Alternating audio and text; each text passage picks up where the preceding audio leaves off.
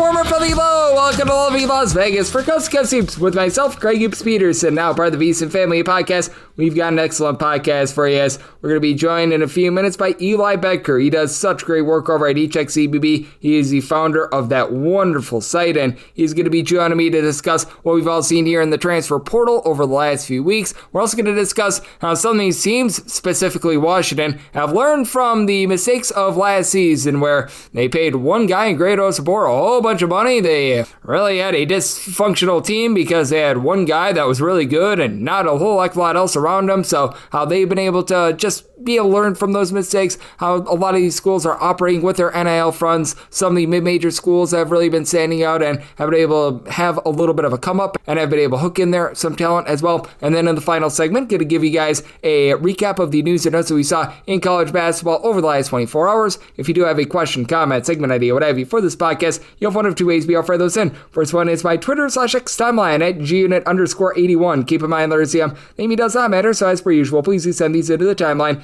And the other way is find an Apple Podcast review. If you rate this podcast 5 stars, it is very much appreciated. Then from there, you're able to fire in whatever you'd like to hear on this podcast via that 5-star review. And this is all brought to you by Edge Boost. Over at Edge Boost, they make sure that you're able to access your funds 24/7, 365 on leap year 366 because unlike a lot of places that run on credit, this is an account that you're able to utilize for all of your gambling transactions. And additionally, when you go to edgeboost.bet, utilize the promo code of Greg, G-R-E-G, you're able to get a dollar for dollar match on your first deposit up to $25, and you get cashback rewards as you do utilize Edge Boost as well. And we always love to use this man and his insights as Eli Boettger. He does such great work over at eCheckCBB. You're able to follow him on Twitter/X at Boettger. That last name is spelled Boettger _ and then his first name of Eli. And Eli, it's always great to get you aboard. Thank you. Absolutely. Thank you as always, Greg. Eli, he does such a tremendous job gauging this great game of college basketball. But additionally, I know you're out here on the West Coast, much like myself, and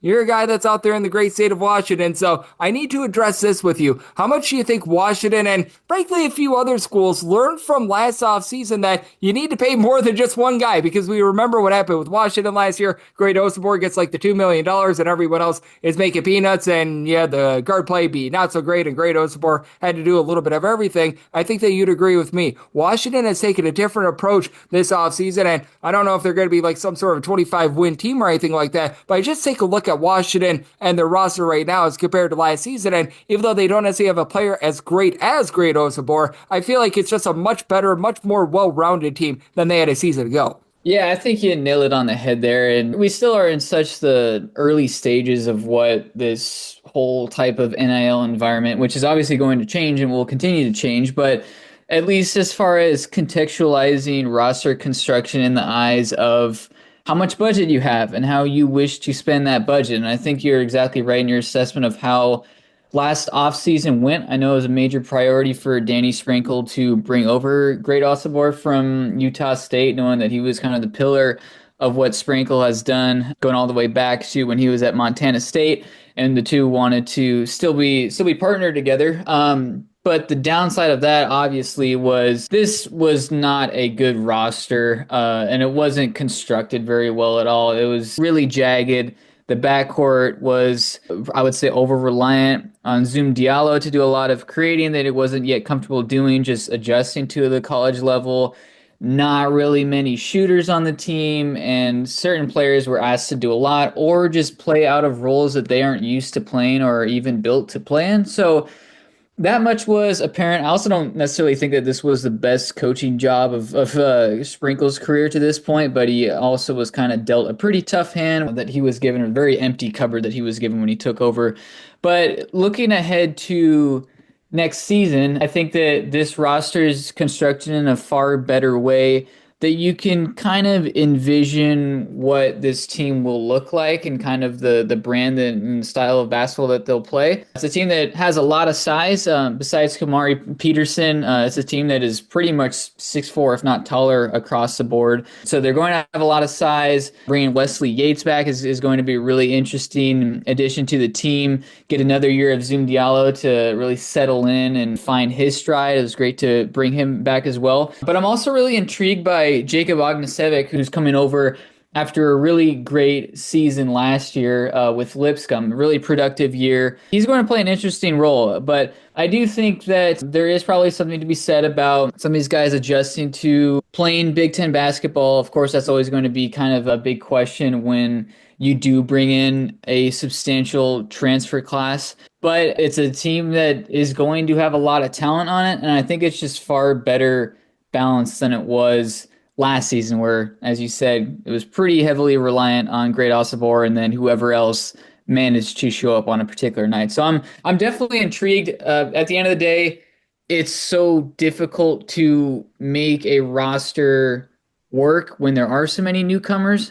So that's going to be a big question mark moving forward. But I'm certainly intrigued by what we will end up seeing from the Washington Huskies this season. Yep, I'm right there with you. And I really do think that the Big Ten in general is worth taking note of because it just feels like over the last 24 months, ever since those California schools have joined, it does feel like it's a little bit of a different landscape with so many teams realizing, oh, we actually do need to bring in some transfers. We can't be stuck in the Stone Age anymore. And I do think that with the Big Ten, they've probably adjusted more so than any other conference over the last 24 months, albeit they had a slower start than most because with the SEC, they were so far ahead of them. We saw that this past season. But I do think that in terms of trying to play catch up with the rest of college basketball, the Big Ten is doing a solid job of it. And I feel like we're starting to see this conference be able to ascend as a whole as a result of some of these teams, for lack of a better term, getting with the program. I've been really impressed with the Big Ten Conference, how they've navigated so far this offseason. Looking at some of the most highly rated transfers of the spring so far, a lot of them have gone to the Big Ten. Yaxel Landenberg coming over from UAB, going to Michigan. Bennett Sturts following Ben McCollum from Drake to Iowa. He was obviously highly sought after. It still feels a little weird saying, but Donovan Dent going from New Mexico to UCLA is now into the Big Ten. I'm really intrigued by that UCLA roster, particularly with Donovan Dent's addition. That's going to be, I would say, a team that may be a little bit underrated heading into the year, but I like the Bruins quite a bit. Indiana has obviously done a lot to recharge and rebuild the roster now under Darian DeVries, bringing Tucker over, Lamar Wilkerson, Tatum Connerway. That's a pretty good roster and a great starting point for Darian DeVries to really hit the ground running. And now USC has made a pretty big splash as well. They got in Rodney Rice, Chad Baker-Mazara to pull him from Auburn. I thought was a really impressive addition. Jacob Kofi coming over as well. So it's a lot of talent that's in the Big Ten. And I think while I would probably be hard to say, especially at this time of the year, that the Big Ten may be closer to rivaling the SEC and what they did last season, I would say, at least from the jump, I'm more encouraged about the depth of this league than I have been, at least from what the previous off seasons were like. And then even the top dogs across the board. Purdue has had a really good off season, even though they haven't really needed to plug that many holes, but they've been able to bring some guys back and also welcome in some impact transfers, namely Oscar Clough, who I think is going to be a great addition to this front court for the Boilermakers. So Big Ten's going to be deep. I'm intrigued to see how the rest of the offseason goes, but at least looking up entering May, there are a lot of teams that have not only NCAA tournament aspirations, but probably at this point are looking to win at least a game or two in the tournament, just based on the very early roster construction that we can begin to gauge so far this offseason. Yep, I've been very impressed by the way that they've been able to build themselves up. So in full agreement there. And I do think that they've been some of the bigger winners here in the offseason. But obviously some of the bigger winners are teams that are bringing in new coaches. And we do have a few out there in the Big Ten. Indiana, I thought that they made a good move with Darren DeVries. Ben McCollum, I thought was an A-plus hire from Iowa. Certainly going to be a little bit of a culture change out there after they had played no defense whatsoever in recent years. But how do you take a look at the landscape of all these coaching moves that we've seen here in the offseason, with some of these coaches getting a little bit of a slower start on things via the transfer portal, and many of them starting to get into gear right about now with it? Yeah, I think that's always going to be kind of the challenge that coaches face nowadays is not only settling into a new job, especially if it's a first-time head coach, but making sure that you hit the ground running, because the clock starts ticking really fast. If you don't have a good first spring, retain talent if you can, or bring in high-level transfers, you start the first year behind the 8 ball, and it's hard to get momentum going after that. If the only results that you have next to your name is a 10-15 win first year with no postseason. It's tough to gain momentum and gain support from there and really get things rolling on the recruiting trails or in the transfer portal. So I think it's especially paramount for a lot of these coaches who are moving over. I think Nico Medved's probably a really good name to add to that bunch that you referenced, going from Colorado State to Minnesota, where, as silly as it may sound, it almost feels kind of like a comparable challenge, as Colorado State isn't necessarily a program that had all the resources in the world compared to some of the Mountain West top dogs. And now Minnesota's obviously a small fish in a pretty big pond in the Big Ten. So I'm curious how Nico Medved and his staff navigate things, because they've just been so unbelievably strong at identifying talent and getting guys like David Roddy and Isaiah Stevens and some of these recruits over the years who were very much overlooked from a national landscape, and were able to turn them into not only great mid-major Mountain West players, but into legitimate household All-American type guys. To be quite honest with you, going to Minnesota, knowing the teams that we've discussed already with the Big Ten and the top dogs that are there, the work is cut out, no doubt, for Nico Medved and his staff. So I'm curious what that staff pulls together. I just refuse to believe. It's hard to envision a Nico Medved team not exceeding expectations, because they seemingly always do. But that's going to be an intriguing one to watch. I think Kevin Willard at Villanova is also one where, I mean, what can you really say about Kevin Willard, the way that his tenure came to a very awkward close at Maryland, now returning to the Big East where he had quite a bit of success with Seton Hall. The roster, I don't necessarily love it to this point, but again, it kind of goes back to what I had mentioned earlier, where a lot of these coaches, they accept these jobs in late March, early April, and they gotta just roll with the punches and do anything that they possibly can, and they'll tell you the same exact thing and just try to make the absolute most of it. So certainly we can poke holes in certain rosters and say this team needs a guard, this team needs a rim protector, so on and so forth. But at the end of the day, gosh, I think they're just trying to make do with any sort of resources and timeline that they possibly can at this point. Yep, I think so as well. I think that for a lot of these new coaches, it is a little bit difficult. And how much do you think that it increases in difficulty, for lack of a better term, that so many new coaches have done such a great job? Because you just go back a few years ago for Jerome Tang, he might become a victim of his own success because he was able to make it to the Elite Eight in year number one at Kansas State. We know that TJ Otzelberger, he turned around Iowa State immediately when he was able to get there as well. And I do think that that causes for, shall we say, sometimes some unrealistic expectations for some of these new coaches taking over a program that just hasn't been competitive for a lot of years, and they expect things to happen overnight. That's a really good point. I think that's very real, and we've seen a lot of wonderful coaching jobs these last handful of years that seem like they would be almost impossible to replicate on any sort of year-to-year consistency. And it's been pretty remarkable how some of these coaches have strung together year ones that are so far beyond what the typical expectation is. And I think that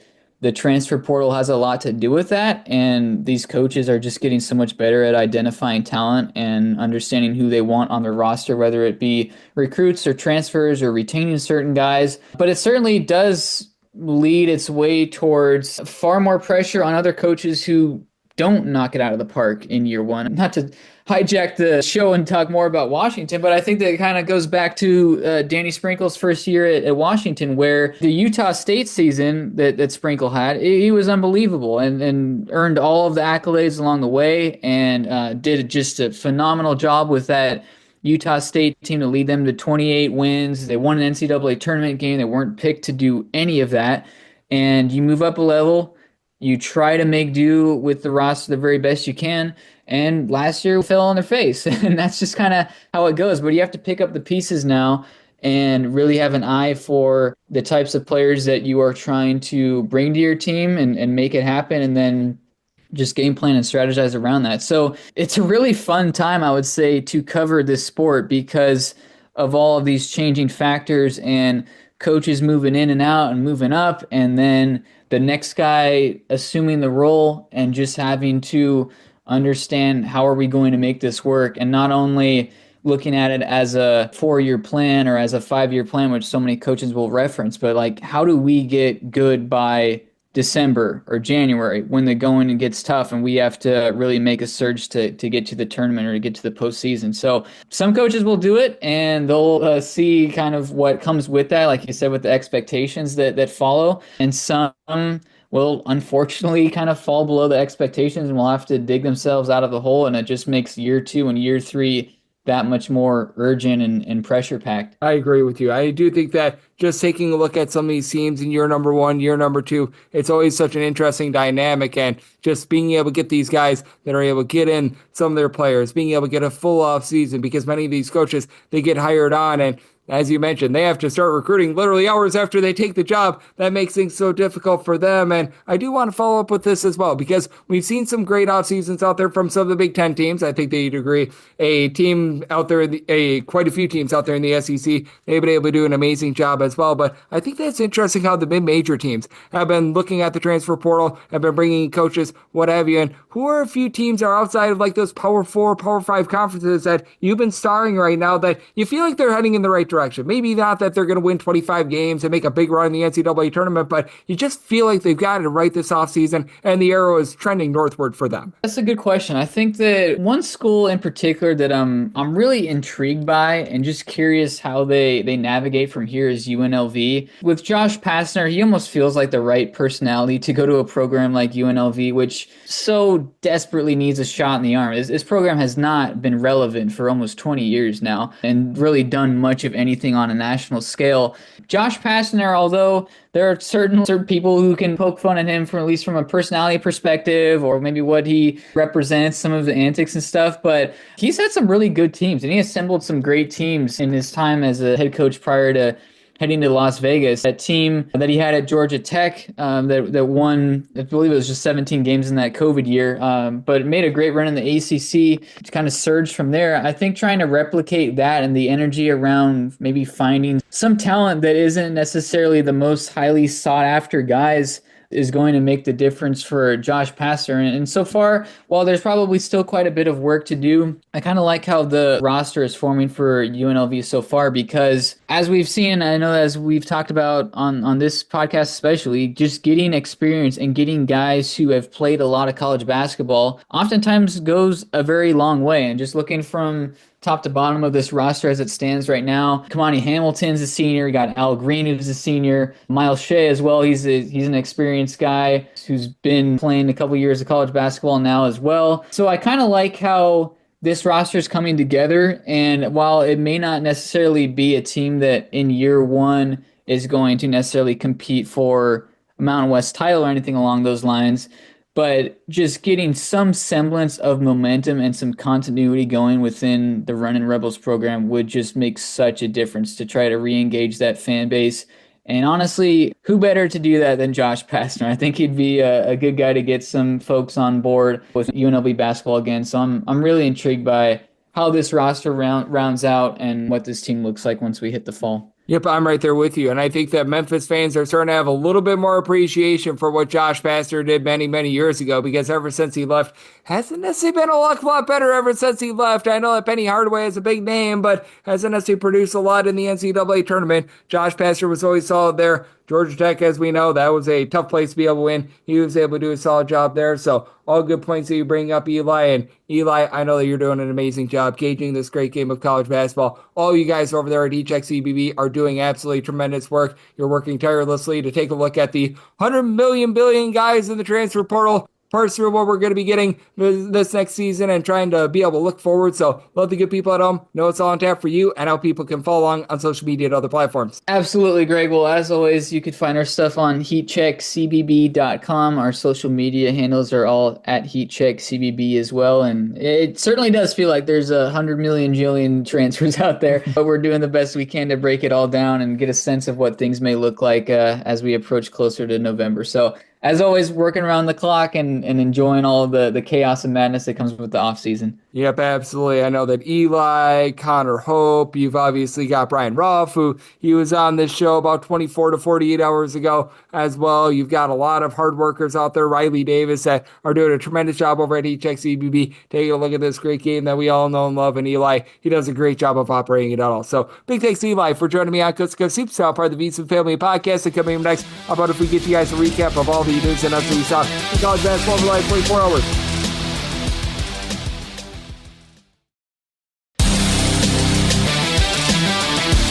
And we're back here in lovely Las Vegas for Coast to Coast Hoops with myself, Greg Hoops Peterson, now part of the VSiN Family Podcast. It was absolutely tremendous to be able to get Eli Boettger aboard. He does such a tremendous job taking a look at this great game that we all know and love of college basketball, and every single time he joins me, lends such great insights. The founder of the wonderful HeatCheck CBB, so big thanks to him for joining me in the last segment. Now it is that time of the podcast. I give you a recap of the news and notes that we saw in college basketball over the last 24 hours. Luke Kearney, one of the few guys that gave the Air Force Falcons anything whatsoever last season. He was able to give the team, as a 6'7", little bit of a combo player, about 9 points per contest. He has decided that he is going to be adding on over to Utah State. For Utah State, they haven't necessarily made a bunch of rambunctious moves here in the offseason, mainly because they are actually going to be retaining some of their own this season, which that's a big, giant rarity in this day and age of college basketball. But I do think that this is a solid, depth add for them. If Luke Kearney is seeing a bunch of starting minutes or something like that for Utah State, that's not necessarily a place where you want to be, especially with them bringing in a guy like an MJ Collins. He was over at Vanderbilt. Kobe King, who was at Butler last season. I think that he's going to be a big part of this backcourt, but he can be a versatile piece that comes in off the bench, gives you 10, 15 minutes, is able to give you about 33% three-point shooting, solid at the free throw line. I think that his overall game is going to suit Utah State well. Would like to see him play a little bit more defense, but all in all, I do think that that's a rock-solid move. Sometimes you see moves that they're just not going to be making too much of an impact, like Malcolm Flaggs. He's heading on over to Villanova. He was over at Grand Canyon this last season, and he redshirted after just playing 11 games last season, and he averaged less than a point per contest. This is a good for Malcolm Flagg situation. Nice to see him being able to be added to Villanova. I have to think that he's probably not going to be getting any sort of that, NIL collective money or anything like that. He is there for a fun ride and really not too much else. And you're going to see more of these coming out in the next few days. And you saw Keon Kenzie. He was over at San Diego this last season. He has decided that he is going to be going to Portland State. Averaged about 5 points per contest in the small sample size. Then he saw 6'7", a little bit of a combo player. Had his season cut short due to injury. I think that there was a thing or two that happened with him off the court as well. If you look at his last full season, the 2023-24 campaign, he was someone that was giving you a little bit down low, but wasn't necessarily a guy that would lend a lot of versatility. So, he's got quite a bit of something to be desired there. He is going down, I guess you'd call it half a notch, going from the WCC down to the Big Sky. His game should be able to translate there. For Portland State, if this is a little bit of a depth piece for him, I think that this has a little bit of upside. I think that he's able to add a little bit of something if he's looking to come in off the bench, be able to give you a few rebounds, something like that. As Portland State has been one of the better rebounding teams in all of college basketball over the last few seasons. If you're looking for this guy to be a serious starter or something like that, then you're probably going the wrong way down a one-way street. And for this Portland State team, also adding Bryson Long, who was a nice scorer a few seasons ago while he was over at Houston Christian, is nice. And additionally, you've got Keon Webb, who was also at San Diego last season, 6'11", and a little bit of an upside big guy coming in as well. So for Portland State, they're starting to fill out that roster, and they do have a few pieces from that backcourt that should be returning as well. You've got Jay Nash, who was over at Tulsa this last season, just didn't see a lot of playing time whatsoever. He has decided that he is going to be going to Jacksonville State. Jacksonville State just does have a good way of being able to find some of these, shall we say, less recruited guys, and they're able to get the most out of them. For Nash, he was a guy that, according to 247 Sports, in the recruiting class that he was in, he was a 3-star guy. He was a relatively solid guy, about a top 350, top 400 sort of recruit. He plays a little bit more of the point spot, so we'll see what he's able to do, because right now it's just a jury's out situation on him. And for Jacksonville State, I do think that this is a very good coaching staff in general. These guys know what they're doing in terms of being able to have a good defensive approach to them as well. So I do think that this is once again going to be one of their better coaching jobs. But that said, for Jacksonville State, do have to wonder how they're going to be able to operate with losing so many of their guys like Mason Dickelson down low from a season ago. And for Jacksonville State, additionally, I do think that what is going to be a key for this team is just being able to find that go-to scorer like they were able to have a season ago, because they lose much of that. They're also bringing in AC Bryant. He was over at Alabama A&M a season ago, and he was a nice double-figure scorer for them as well. This guy was a relatively solid scorer, and he is going to be returning to where he came. How about Cooper Norad? He was last season able to shoot 42% from three at Cornell, 13 points per contest. He's returning to the Big Red, as we know, Cornell not going to be very active in the transfer portal. It's very hard if you're an Ivy League school to be able to hook in there a bunch of transfers, but I mean, the fact that he is going to be returning to a Cornell system that is one of the best offensive systems in all of college basketball, and he was one of their top outside shooters,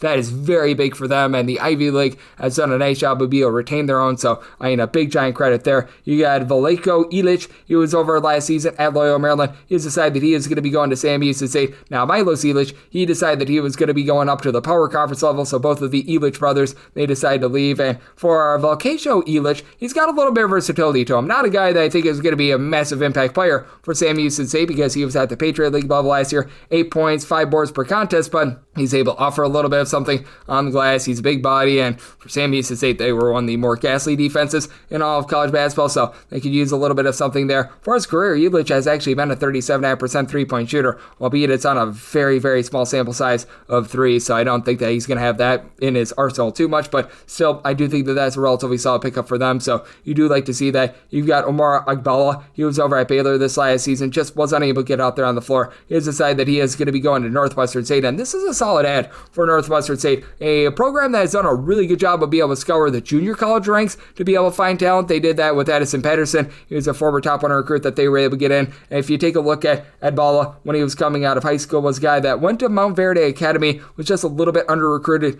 in general. We'll see what sort of upside he's able to lend for Northwestern State, as this is a Northwestern State unit that, just in general, they're looking to be able to get things in the right direction. They're looking to be able to build a little bit more of an identity, and I do think that this is a good way of being able to do so, as they've been very inactive here in the transfer portal, as they've been looking a lot more for those junior college guys. So do think that that's a good ad. This is a good ad as well. Devin Hines, who last year was over at Lafayette, he was averaging 10 points per contest. Season before over at Lafayette, relatively similar numbers to the small sample size they had a season ago, 4 boards and assists and a half per contest. Career mid-30s three-point shooter. He's decided that he's going to be going to North Florida. North Florida loses so much of that nucleus that they just absolutely love to bomb away from three-point, and you know that that system is going to be very much in place once again this season for North Florida. They are also bringing in Ken Jackson, who was over at Jacksonville, a little bit of a, shall we say, lowly recruited guy. Now, the one trepidation that you do have with this ad is that you do have a guy in Hines that comes from a very low and slow team in Lafayette, and now he's going to be playing up tempo at North Florida, but perhaps he can add a little bit of defense to a North Florida unit that, boy, they have not had a lot of it, to say the least, over the last few seasons, and I think that that would be very welcome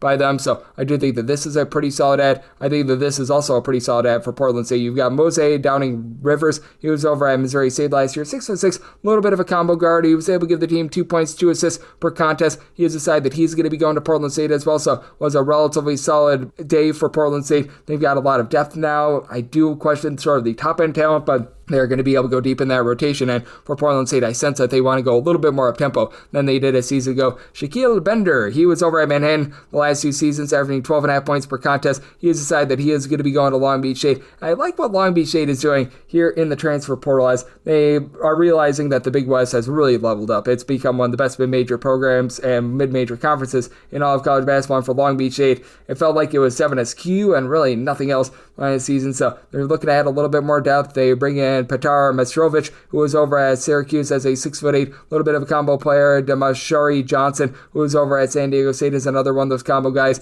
Now you bring in more of a true guard in Shaquille Bender, who he's going to need to help this team protect the ball a little bit more. That was one of the big kryptonites for Long Beach State, and in his time at Manhattan, that was a little bit of an issue as well, but being able to bring in a guy like this, I do think that there's quite a bit of upside there. I do like this move for Wofford as well. Caden Vasco, he was over at Central Michigan this last season, 6'6", man that was able to do a bit of everything. Shot 39% from 3, 7.5 points, 5 boards, 2.5 assists, steal per contest. He heads on over to Wofford, and over at Central Michigan, that was a pretty solid defense over the last few seasons. I recognize that towards the back half of the season last year, things got a little bit wobbly for them, but I think that this is exactly what they need. He's used to playing a little bit more of a slow system. Wofford is very much a burn sort of team, and bringing in Nikola Misovic, he was over at UCF, Central Florida last season. That was a relatively solid ad for them as well. Wofford not adding like a billion guys by the transfer portal, but being able to bring in a guy like Vasco that's able to give you a bit of everything at 6'6". I really do like this move for them, and this is a move that I do like as well. Achille Watson, he's a guy that was over at Arizona State to begin his career, 6'9", a little bit of stretch player, has never really been able to find his form in terms of being able to shoot it from three-point range, but he has decided that he is going to be going to St. Peter's over at UMass. They played some relatively solid defense last season. just gave you absolutely nothing on the offensive side of things. This is never going to be a guy that's going to light it up on the offensive side of things, which St. Peter's, they're never a good offensive team. They're looking to play some good defense. They're looking to be able to get up in your grill. They're looking to be dominant on the boards, and I think that Smith is actually going to be very much a good fit for St. Peter's. Even though we haven't seen a ton out of him thus far, he was a former top 150 recruit. I think that this one is going to pan out very well for St. Peter's. Now, if you're looking for St. Peter's to play a little bit of a different system, and if you're looking for them to turn over a new leaf with regards to their offense, well, I think that you're going to be disappointed on that front. If you're looking for St. Peter's to be the old St. Peter's team that we all know and love, well, I think that this is a tremendous ad for them, and I think that that's exactly what they're trying to do, not trying to reinvent the wheel, go with what they know, and I think that this is big as well. As for this Bethune-Cookman team, I think that there's a lot of upside with bringing back Daniel Ruzon. Last season for this Bethune-Cookman team was averaging about 12 points, 5.5 rebounds per game. He began his career over at Weber State, and Bethune-Cookman is going to have some of the most, shall we say, chemistry of any mid-major team in all of college basketball, because for Cookman, while they do lose a few guys via the transfer portal from this past season, they also pick up many of the guys that were a part of that successful team during the 2023-24 season, because you saw last offseason Zion Harmon along with Jacoby Heady decide to both via the transfer portal. These two guys 2 seasons ago combined for 30 points per game. Harmon was a rock-solid 4 assists per game guy. He didn't see any playing time when he was over at Seton Hall, and then for Heady, he was a relatively solid player over at Central Michigan, but wasn't quite the guy that was over at Bethune-Cookman. With these two guys coming back, with having back Ruzon, I think that there's going to be a lot of chemistry. There's a lot of guys that they know the system in general, and Reggie Theus doing a very solid job there. Dominic Harris has decided that he is going to be going from UCLA, and he's going to be heading to Loyola Chicago. For Dominic Harris, this is going to be, I believe, school number 4 from him, because he began his career over at Gonzaga. Really just could not find a lot of minutes while he was over at Gonzaga, and then he decided that he was going to be heading on over to Loyola Marymount, and that's where he was really able to pop off during the 2023-24 campaign. He shot 44.5% from 3, 14 points per contest, and at UCLA this year, he just couldn't get out there on the floor. He saw 11 games. He averaged 1 point per contest. This is going to be a good ad, though, for Loyola Chicago. This guy knows how to be able to play some pretty solid defense. He has a good frame at about 6'3", 6'4", and I think that this is just an incredible find for Loyola Chicago. I think that this guy fits the system relatively well. And for Loyola Chicago, I feel like they're doing a pretty solid job here in the transfer portal in general. They're obviously going to be bringing in Harris, and I think that this is the biggest ad that they've had thus far in the offseason. But I mean, they still have had a few other guys come in there. Like, you're going to have Xavier Amos, who he was a nice double-figure scorer 2 seasons ago over there at Northern Illinois. They're bringing in Joseph Allah Joseph as well. This has been a really good ad for them. Will Tavares, he was a double-figure scorer over at College of Charleston last season. He's able to shoot 40+% from 3-point range. This is a Loyola Chicago team I think is doing a very, very good job here in the portal, and that's another great ad for them. This is an ad that I think is interesting, as Malcolm Christie, he was over at Oakland last season, and Oregon State actually played Oakland in the Diamond Egg Classic, so they got to see him up close and in person. Christie averaged 8 points per contest, did nothing but shoot it from 3. He made 72 total threes, but he only shot 32% from 3. He's decided that he's going to be going to Oregon State. Clearly a solid 3-point shooter, but at the same time, he took way too much volume last season. If they're able to just get this guy more clean looks, but I guess a few fewer looks in general, I think that this could actually pan out for them. As for Oregon State, they're looking to rebuild from losing pretty much their top 3 scores from a season ago. They're looking to give you a little bit more down low with bringing in Stephen Olawani from Southern Indiana, the 7-foot big man from Coastal Carolina, Noah Ammenhauser, and then Ode Diaz-Graham. He comes on over from Pittsburgh, so this is the first real guard ad that they've got for them, and I do think that, again, in the right system, he can be solid. If they try to have him do what Oakland did 8 seasons ago, this is not going to pan out. So it's going to be interesting on that front, as Michael Kings was one of the better 3-point shooters in all of college basketball last season. Don't think that that's quite his upside, but I do think that there's a little bit of upside there. Josh Ogundel, he was over at Tennessee State this last season, was rock solid down low, was able to give the team about 7 points, a little bit over 4 boards per contest, is a very capable shot blocker as well. I believe that he spent some time at Iowa and Middle Tennessee. He has decided that he is going to Hampton, and Hampton was able to do a relatively solid job down low. Kyrie Smallman was there for a really long time. He was able to do a rock solid job of always being able to manhandle things down low, and I do think that for Hampton, they've really been able to find their footing a little bit more over the last few seasons, and bringing in their Christian Watson, a former top 200 recruit of Miami and Southern Miss, Michael Ealy, who was a nice double-figure scorer over at Siena a few seasons ago, and now being able to add in their big man like this, I do think that they're building a well-rounded roster, and I do like what they have coming to the table there. Marino Dubivic, he was over at Baylor this last season. He is actually a gentleman from Croatia. He was playing for the 2022 U18 Croatia team in the European Championships. He has decided that he's going to go to Northern Iowa. I will say he's a little bit of an international man of mystery, was just unable to get out there on the floor this last season over at Baylor, but from all indications at 6'10", he's got a little bit of versatility, he's got a bit of range, it's going to very much fit that Northern Iowa system. If that is the case, this is going to be a solid add and could be a nice little diamond in the rough there, and they're looking for this man to be a diamond in the rough. Jack Graham just wasn't able to see minutes the last few seasons over at Richmond. He has decided that he's going to be going to New Hampshire, and after what we saw last season over at New Hampshire, this team can use any sort of positivity that they can get. They were all sorts of banged up. They lose so many of their actual producers in the transfer portal line. They've done a nice job of being able to pick up some guys here. John Robinson was a nice point guard over at Hofstra. He's able to dole it out. He's able to give you a little bit of shooting. I also like the fact that they bring in Reggie Kennedy, who was over at UAB. Didn't see a lot of minutes, but was a little bit of a highly touted guy. I do think that New Hampshire has actually done a relatively solid job here in the transfer portal. The lone thing for them is that they just have a long way to build in general. And then for BYU, this is going to be a depth piece for them. Tyler Meares, he at 6'7" last season, was solid over at Idaho. He averaged 9.5 points, 3 boards per contest, shot 38% from 3. He's decided that he's going to be going to BYU.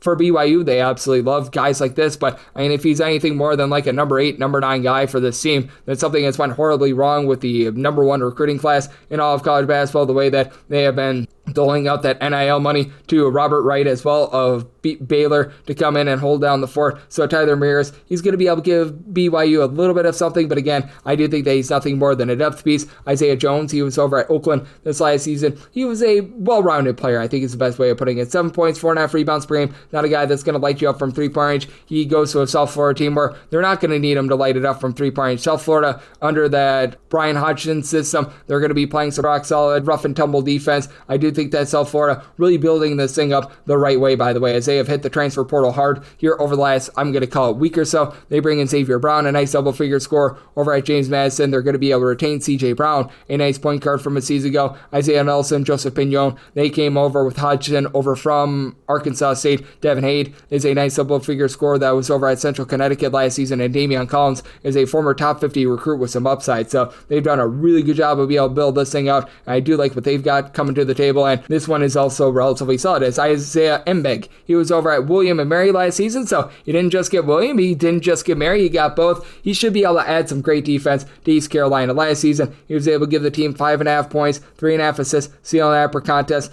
For William and Mary, it was a team that was very harebrained. They took a lot of threes, and for East Carolina, they just need some three-point shooting. They were both bad at guarding the three-point arc, and they were bad at shooting them in general. Now, Mbeg was not an incredible three-point shooter at about 31.5%, 32% from three-point, but honestly, that's a little bit better than what they had last season. And for East Carolina, I think that things are being built up right by Mr. Michael Schwartz. They've been able to build on the defensive side of things. Again, you're going to need to get someone that knocks it down a little bit better from three-point, and they still haven't really addressed that here in the offseason. They got Giovanni Amaruju coming over from George Mason to give them a little bit more down low, along with Eli Delorier, but that's it for East Carolina. They're once again going to be a rock-solid defensive team. The question becomes, what are they going to be able to get on the offensive side of things? But we do know what we are getting with regards to college basketball right now. 100 million billion transfers, a lot of news that is coming down the pipe, and if you do like hearing from this fine podcast, Coast to Coast Hoops, you're able to subscribe wherever your podcast, Apple Podcasts, Google Play, Spotify, Stitcher, and TuneIn. If you have a question, comment, segment idea, what have you for this podcast, you do have one of two ways we offer those in.